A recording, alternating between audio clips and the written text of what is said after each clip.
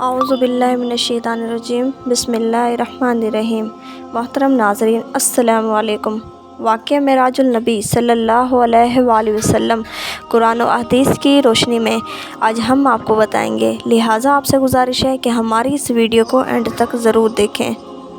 واقعہ معراج اللہ تعالیٰ کی قدرت کی نشانیوں میں سے ایک نشانی ہے جو چشم زد میں بظاہر رونما ہوا، لیکن حقیقت میں اس میں کتنا وقت لگا یہ اللہ تعالیٰ اور اس کے رسول صلی اللہ علیہ وآلہ وسلم بہتر جانتے ہیں۔ اللہ تعالیٰ نے اس واقعہ میں اپنے محبوب پیغمبر حضرت محمد صلی اللہ علیہ وآلہ وسلم کو اپنی قدرت کاملہ کا مشاہدہ کرایا۔ واقعہ معراج اعلان نبوت کے 10ویں سال اور مدینہ ہجرت سے 1 سال پہلے مکہ میں پیش آیا۔ ماہ رجب کی 27ویں رات ہے۔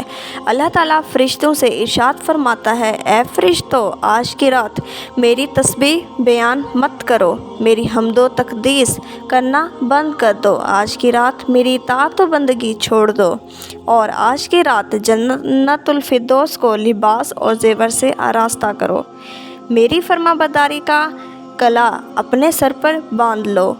اے جبرائیل، میرا یہ پیغام میکائیل کو سنا دو کہ رزق کا پیمانہ ہاتھ سے علیحدہ کر دے۔ اسرافیل سے کہہ دو کہ وہ سور کو کچھ عرصہ کے لیے موقوف کر دے۔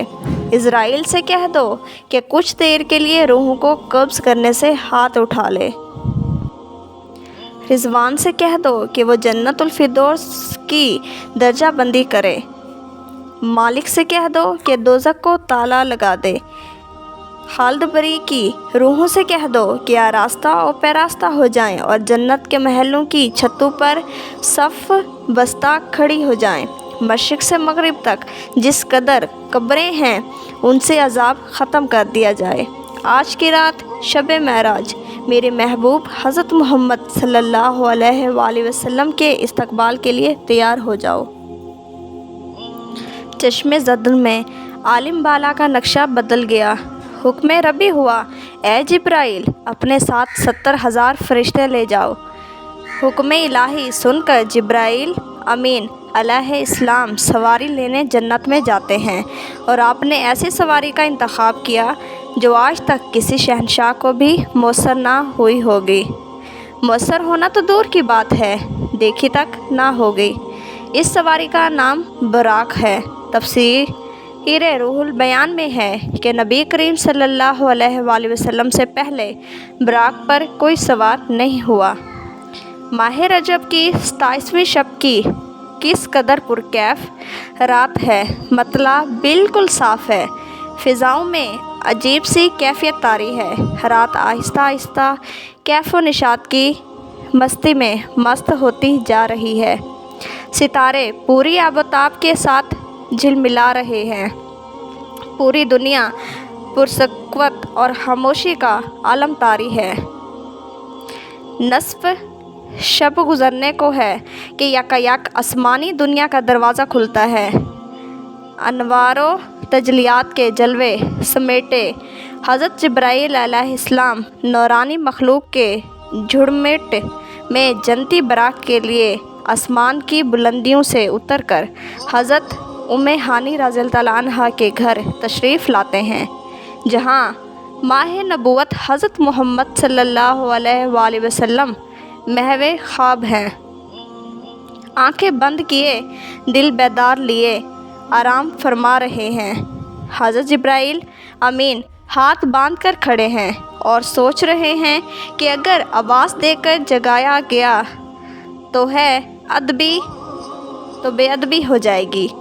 فکر مند ہیں کہ معراج کے دلہا کو کیسے بیدار کیا جائے۔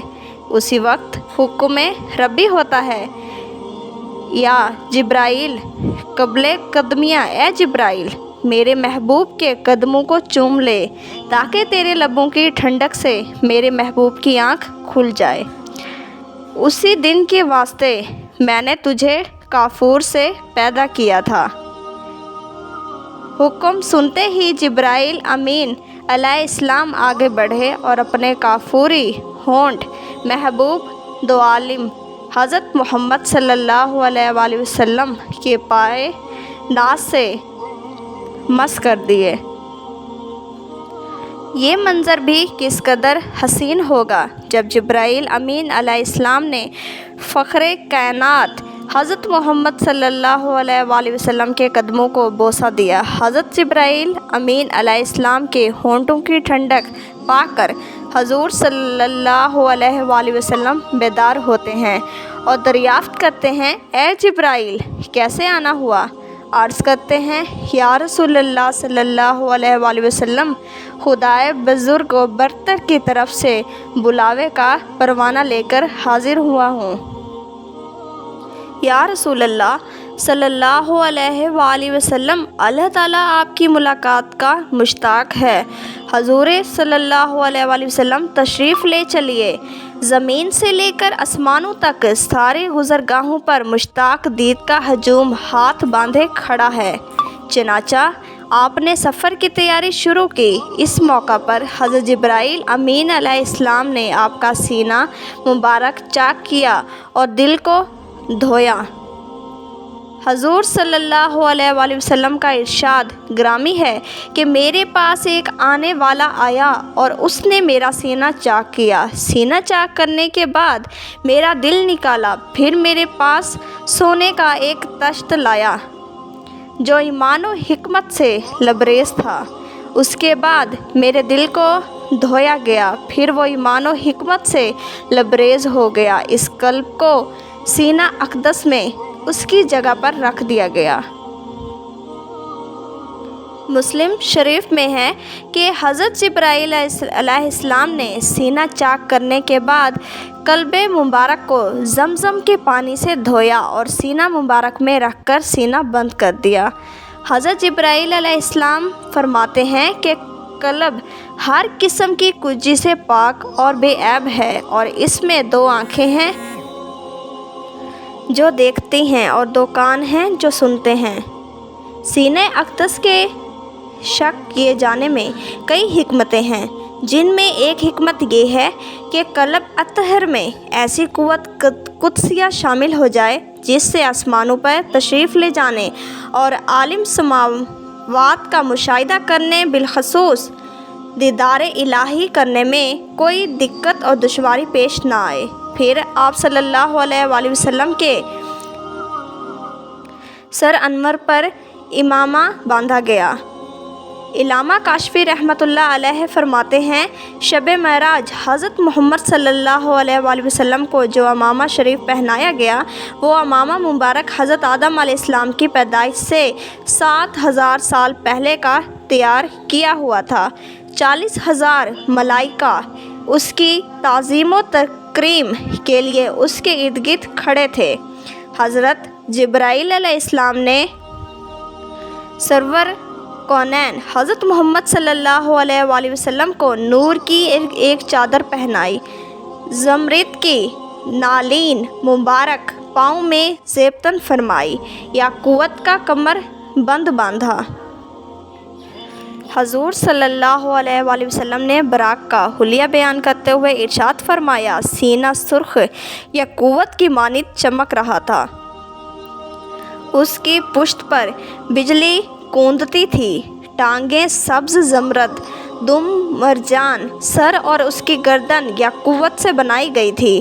بہشتی زین اس پر کسی ہوئی تھی جس کے ساتھ سرخ یاقوت کے دور کعب آویزاں تھے۔ اس کی پیشانی پر لا الہ الا اللہ محمد رسول اللہ لکھا ہوا تھا۔ چند لمحوں کے بعد وہ وقت بھی آ گیا کہ سرور کونین حضرت محمد صلی اللہ علیہ وآلہ وسلم براق پر تشریف فرما ہو گئے۔ حضرت جبرائیل علیہ السلام نے رکاب تھام لی، حضرت میکائیل علیہ السلام نے لگام پکڑی، حضرت اسرافیل علیہ السلام نے زین کو سنبھالا۔ حضرت امام کاشفی رحمۃ اللہ علیہ فرماتے ہیں کہ معراج کی رات 80,000 فرشتے حضور صلی اللہ علیہ وآلہ وسلم کے دائیں طرف اور 80,000 بائیں طرف تھے۔ فضا فرشتوں کی درود و سلام کی صداؤں سے گونج اٹھی اور عقائد نامدار حضرت محمد صلی اللہ علیہ وآلہ وسلم درود و سلام کی گونج میں سفر معراج کا آغاز فرماتے ہیں۔ اس واقعہ کو قرآن مجید میں اللہ تعالیٰ نے اس طرح بیان فرمایا ہے۔ سبحان الذی اسریٰ بعبدہ لیلا من المسجد الحرام الی المسجد الاقصی الذی بارکنا حولہ لنریہ من آیاتنا۔ وہ ذات ہر نقص اور کمزوری سے پاک ہے جو رات کے تھوڑے سے حصہ میں اپنے محبوب بندے کو مسجد حرام سے مسجد اقصی تک لے گئی، جس کے گرد و نواح کو ہم نے بابرکت بنا دیا ہے تاکہ ہم اس کو اپنی نشانیاں دکھائیں۔ آپ صلی اللہ علیہ وآلہ وسلم نہایت شان و شوکت سے ملائکہ کے جلوس میں مسجد حرام سے مسجد اقصی کی طرف روانہ ہوتے ہیں۔ یہ گھڑی کس قدر دل نواز تھی کہ جب مکان سے لامکان تک نور ہی نور پھیلا ہوا تھا، سواری بھی نور تو سوار بھی نور، باراتی بھی نور تو دلہا بھی نور، میزبان بھی نور تو مہمان بھی نور۔ نوریوں کی یہ نوری بارات فلک بوس پہاڑیوں، بے آب و گیاں ریگستانوں، گھنے جنگلوں، چٹیل میدانوں، سرسبز و شاداب وادیوں، پرخطر و ویرانیوں پر سے سفر کرتی ہوئی وادی بطحا میں پہنچی، جہاں کھجور کے بے شمار درخت ہیں۔ حضرت جبرائیل علیہ السلام عرض کرتے ہیں کہ حضور یہاں اتر کر 2 رکعت نفل ادا کیجیے۔ یہ آپ کی ہجرت گاہ مدینہ طیبہ ہے۔ نفل کی ادائیگی کے بعد پھر سفر شروع ہوتا ہے۔ راستے میں ایک سرخ ٹیلہ آتا ہے جہاں حضرت موسیٰ علیہ السلام کی قبر ہے۔ حضور صلی اللہ علیہ وآلہ وسلم ارشاد فرماتے ہیں کہ معراج کی رات میں سرخ ٹیلے سے گزرا تو میں نے دیکھا کہ وہاں موسیٰ علیہ السلام کی قبر ہے اور وہ اپنی قبر میں کھڑے ہو کر نماز پڑھ رہے ہیں۔ پھر دیکھتے ہی دیکھتے بیت المقدس بھی آ گیا، جہاں قدسیوں کا جمع غفیر سلامی کے لیے موجود ہے۔ حور و غلماں خوش آمدید کہنے کے لیے اور تقریباً 1,24,000 انبیاء و مرسلین استقبال کے لیے بے چین و بے قرار کھڑے تھے۔ حضور صلی اللہ علیہ وآلہ وسلم اس مقام پر تشریف فرما ہوئے جسے باب محمد صلی اللہ علیہ وآلہ وسلم کہا جاتا ہے۔ حضرت جبرائیل علیہ السلام ایک پتھر کے پاس آئے جو اس جگہ موجود تھا۔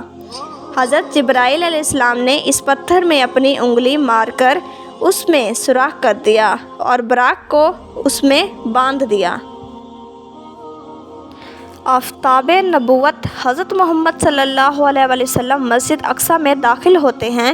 صحن حرم سے فلک تک نور ہی نور چھایا ہوا ہے، ستارے ماند پڑ چکے ہیں، قدسی سلامی دے رہے ہیں، حضرت جبرائیل علیہ السلام اذان دے رہے ہیں، تمام انبیاء صف در صف کھڑے ہو رہے ہیں۔ جب صفیں بن چکی تو امام الانبیاء فخر دو جہاں حضرت محمد صلی اللہ علیہ وآلہ وسلم امامت فرمانے تشریف لاتے ہیں۔ تمام انبیاء امام الانبیاء کی ابتدا میں 2 رکعت نماز ادا کر کے اپنی نیاز مندی کا اعلان کرتے ہیں۔ ملائکہ اور انبیاء کرام سب کے سب سر تسلیم خم کیے ہوئے کھڑے ہیں۔ بیت المقدس نے آج تک ایسا دل نواز منظر اور روح پروز سما نہیں دیکھا ہوگا۔ وہاں سے فارغ ہی عظمت و رفعت کے پرچم پھر بلند ہونے شروع ہوتے ہیں۔ درود و سلام سے فضا ایک مرتبہ پھر گونج اٹھتی ہے۔ سرور کونین حضرت محمد صلی اللہ علیہ وآلہ وسلم نوری مخلوق کے جھرمٹ میں آسمان کی طرف روانہ ہوتے ہیں۔ حضور صلی اللہ علیہ وآلہ وسلم فرماتے ہیں، پھر مجھے اوپر لے جایا گیا۔ براق کی رفتار کا عالم یہ تھا کہ جہاں نگاہ کی انتہا ہوتی وہاں براق پہلا قدم رکھتا، فوراً ہی پہلا آسمان آ گیا۔ حضرت جبرائیل علیہ السلام نے دروازہ کھٹکھٹایا۔ دربان نے پوچھا کون ہے؟ جواب دیا جبرائیل۔ دربان نے پوچھا من ماک تمہارے ساتھ کون ہے؟ حضرت جبرائیل علیہ السلام نے کہا حضرت محمد صلی اللہ علیہ وآلہ وسلم۔ دربان نے کہا مرحبا، دروازے انہی کے لیے کھولے جائیں گے۔ چنانچہ دروازہ کھول دیا گیا۔ آسمان اول پر حضرت آدم علیہ السلام نے حضور سرور کونین صلی اللہ علیہ وآلہ وسلم کو خوش آمدید کہا۔ دوسرے آسمان پر پہنچے تو حضرت عیسیٰ علیہ السلام اور حضرت یحییٰ علیہ السلام نے حضور صلی اللہ علیہ وآلہ وسلم کو خوش آمدید کہا۔ تیسرے آسمان پر حضرت یوسف علیہ السلام نے، چوتھے آسمان پر حضرت ابراہیم علیہ السلام نے، پانچویں آسمان پر حضرت ہارون علیہ السلام نے، چھٹے آسمان پر حضرت موسیٰ علیہ السلام نے اور ساتویں آسمان پر حضرت ابراہیم علیہ السلام نے سرور کونین حضرت محمد صلی اللہ علیہ وآلہ وسلم کا استقبال کیا اور خوش آمدید کہا۔ پھر آپ صلی اللہ علیہ وآلہ وسلم کو جنت کی سیر کرائی گئی۔ پھر آپ صلی اللہ علیہ وآلہ وسلم اس مقام پر پہنچے جہاں کلم قدرت کے چلنے کی آواز سنائی دیتی تھی۔ اس کے بعد پھر آپ صلی اللہ علیہ وآلہ وسلم سدرۃ المنتہا تک پہنچے۔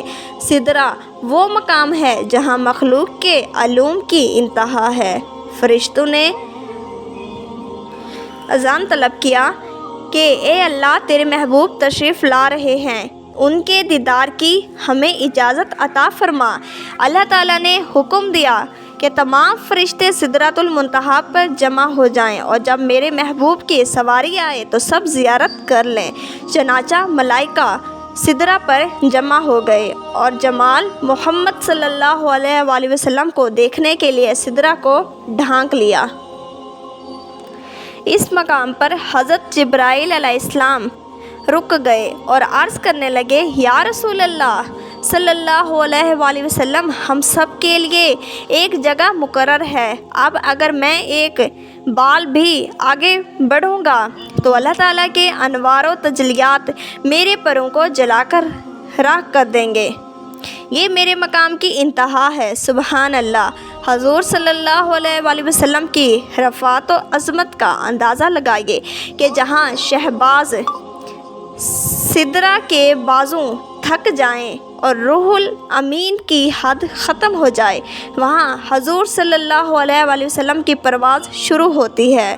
اس موقع پر حضور صلی اللہ علیہ وسلم ارشاد فرماتے ہیں کہ اے جبرائیل، کوئی حاجت ہو تو بتاؤ۔ حضرت جبرائیل علیہ السلام نے عرض کی حضور صلی اللہ علیہ وسلم، یہ مانگتا ہوں کہ قیامت کے دن پل صراط پر آپ کی امت کے لیے بازوں پھیلا سکوں تاکہ حضور صلی اللہ علیہ وآلہ وسلم کا ایک ایک غلام آسانی کے ساتھ پل صراط سے گزر جائے۔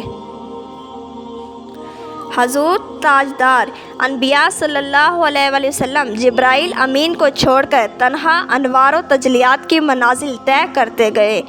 مواہب الدنیا میں ہے کہ جب حضور صلی اللہ علیہ وآلہ وسلم عرش کے قریب پہنچے تو آگے حجابات ہی حجابات تھے، تمام پردے اٹھا دیے گئے۔ اس واقعہ کو قرآن مجید اس طرح بیان فرماتا ہے فَاسْتَوَىٰ وَهُوَ بِالْأُفُقِ الْأَعْلَىٰ۔ پھر اس جلوہ حسن نے اپنے ظہور کا ارادہ فرمایا اور وہ محمد صلی اللہ علیہ وآلہ وسلم شب معراج عالم مکان کے سب سے اونچے کنارے پر تھے، یعنی عالم خلق کی انتہا پر تھے۔ اس آیات کی تفسیر میں مفسر قرآن حضرت امام رازی رحمۃ اللہ علیہ فرماتے ہیں کہ سرور دو عالم حضرت محمد صلی اللہ علیہ وآلہ وسلم شب معراج آسمان بری کے بلند کناروں پر پہنچے تو تجلی الہی متوجہ نمائش ہوئی۔ صاحب تفسیر روح البیان نے فرمایا کہ فاستوا کے معنی یہ ہیں کہ حضور سید عالم صلی اللہ علیہ وآلہ وسلم نے افق اعلیٰ یعنی آسمان کے اوپر جلوہ فرمایا۔ پھر وہ مبارک گھڑی بھی آ گئی کہ پیغمبر اسلام حضرت محمد مصطفیٰ صلی اللہ علیہ وآلہ وسلم حریم الہی میں پہنچے اور اپنے سر کی آنکھوں سے عین عالم بیداری میں اللہ تعالیٰ کی زیارت کی۔ قرآن مجید میں محبوب و محب کی اس ملاقات کا منظر ان دلکش الفاظ میں یوں بیان کرتا ہے ثم دنا فتدلی فکان قاب قوسین او ادنی۔ پھر وہ رب العزت اپنے حبیب محمد صلی اللہ علیہ وسلم سے قریب ہوا، پھر اور زیادہ قریب ہو گیا، پھر جلوہ حق اور حبیب مکرم صلی اللہ علیہ وسلم 2 کمانوں کی مقدار فاصلہ رہ گیا یا اس سے بھی کم۔ صاحب روح البیان فرماتے ہیں کہ حضور صلی اللہ علیہ وسلم اللہ تعالیٰ کے قرب سے مشرف ہوئے، یا یہ کہ اللہ تعالیٰ نے اپنے حبیب کو اپنے قرب سے نوازا۔ حضور سرور کونین صلی اللہ علیہ وسلم نے صبح ہوتے ہی اس واقعہ کا ذکر اپنی چچا زاد بہن ام ہانی سے فرمایا۔ انہوں نے عرض کی، قریش سے اس کا تذکرہ نہ کیا جائے، لوگ انکار کریں گے۔ آپ صلی اللہ علیہ وسلم نے فرمایا، میں حق بات ضرور کروں گا، میرا رب سچا ہے اور جو کچھ میں نے دیکھا وہی سچ ہے۔ صبح ہوئی تو آپ صلی اللہ علیہ وسلم خانہ کعبہ میں تشریف لائے۔ خانہ کعبہ کے آس پاس قریش کے بڑے بڑے روثا جمع تھے۔ آپ صلی اللہ علیہ وسلم مقام حجر میں بیٹھ گئے اور لوگوں کو مخاطب کر کے واقعہ معراج بیان فرمایا۔ مخبر صادق حضرت محمد صلی اللہ علیہ وسلم کے تذکرہ کو سن کر کفار و مشرکین ہنسنے لگے اور مذاق اڑانے لگے۔ ابو جہل بولا، کیا یہ بات آپ پوری قوم کے سامنے کہنے کے لیے تیار ہیں؟ آپ صلی اللہ علیہ وسلم نے فرمایا، بے شک۔ ابو جہل نے کفار مکہ کو بلایا اور جب تمام قبائل جمع ہو گئے تو حضور صلی اللہ علیہ وسلم نے سارا واقعہ بیان فرمایا۔ کفار واقعہ سن کر تالیاں بجانے لگے اور اللہ تعالیٰ کی محبوب کا مذاق اڑانے لگے۔ ان قبائل میں شام کے تاجر بھی تھے، انہوں نے بیت المقدس کو کئی بار دیکھا تھا۔ انہوں نے حضور صلی اللہ علیہ وسلم سے کہا، ہمیں معلوم ہے کہ آپ آج تک بیت المقدس نہیں گئے، بتائیے اس کے ستون اور دروازے کتنے ہیں؟ حضور صلی اللہ علیہ وسلم ارشاد فرماتے ہیں کہ یکایک بیت المقدس کی پوری عمارت میرے سامنے آ گئی۔ وہ جو سوال کرتے میں جواب دیتا جاتا تھا، مگر پھر بھی انہوں نے اس واقعہ کو سچا نہ مانا۔ جب حضور صلی اللہ علیہ وسلم مسجد اقصیٰ کے بارے میں جواب دے چکے تو کفار مکہ حیران ہو کر کہنے لگے، مسجد اقصیٰ کا نقشہ تو آپ نے ٹھیک ٹھیک بتا دیا، لیکن ذرا یہ بتائیے کہ مسجد اقصیٰ جاتے یا آتے ہوئے ہمارا قافلہ آپ کو راستے میں ملا ہے یا نہیں؟ حضور صلی اللہ علیہ وسلم نے ارشاد فرمایا کہ ایک قافلہ مقام روحاں پر گزرا، ان کا ایک اونٹ گم ہو گیا تھا، وہ لوگ اسے تلاش کر رہے تھے اور ان کے پلان میں پانی کا بھرا ہوا ایک پیالہ رکھا ہوا تھا۔ مجھے پیاس لگی تو میں نے پیالہ اٹھا کر اس کا پانی بھی پی لیا، پھر اس کی جگہ اس کو ویسے ہی رکھ دیا جیسے وہ رکھا ہوا تھا۔ جب وہ لوگ آئے تو ان سے دریافت کرنا کہ جب وہ اپنا گمشدہ اونٹ تلاش کر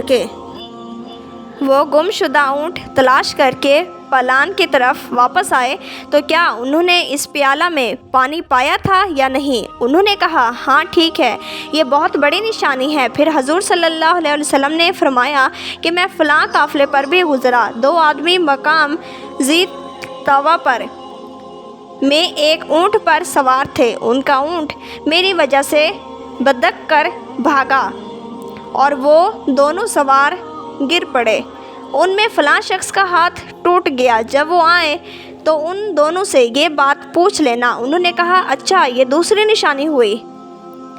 اہل ایمان نے اس واقعے کی سچائی کو دل سے مانا اور اس کی تصدیق کی، مگر ابو جہل حضرت ابو بکر صدیق رضی اللہ عنہ کے پاس دوڑا گیا اور کہنے لگا، اے ابو بکر، تو نے سنا ہے کہ محمد صلی اللہ علیہ وسلم کیا کہتے ہیں؟ کیا یہ بات تسلیم کی جا سکتی ہے کہ رات کو وہ بیت المقدس گئے اور آسمانوں کا سفر طے کر کے آ بھی گئے؟ حضرت ابو بکر صدیق رضی اللہ عنہ فرمانے لگے، اگر میرے آقا صلی اللہ علیہ وسلم نے فرمایا تو ضرور سچ فرمایا ہے، کیونکہ ان کی زبان پر جھوٹ نہیں آ سکتا۔ میں اپنے نبی کی سچائی پر ایمان لاتا ہوں۔ کفار بولے، ابو بکر تم کھلم کھلا ایسی خلاف عقل بات کیوں صحیح سمجھتے ہو؟ اس عاشق صادق نے جواب دیا، میں تو اس سے بھی زیادہ خلاف عقل بات پر یقین رکھتا ہوں، یعنی باری تعالیٰ پر اسی دن سے حضرت ابوبکر رضی اللہ عنہ کو دربار نبوت سے صدیق کا لقب ملا۔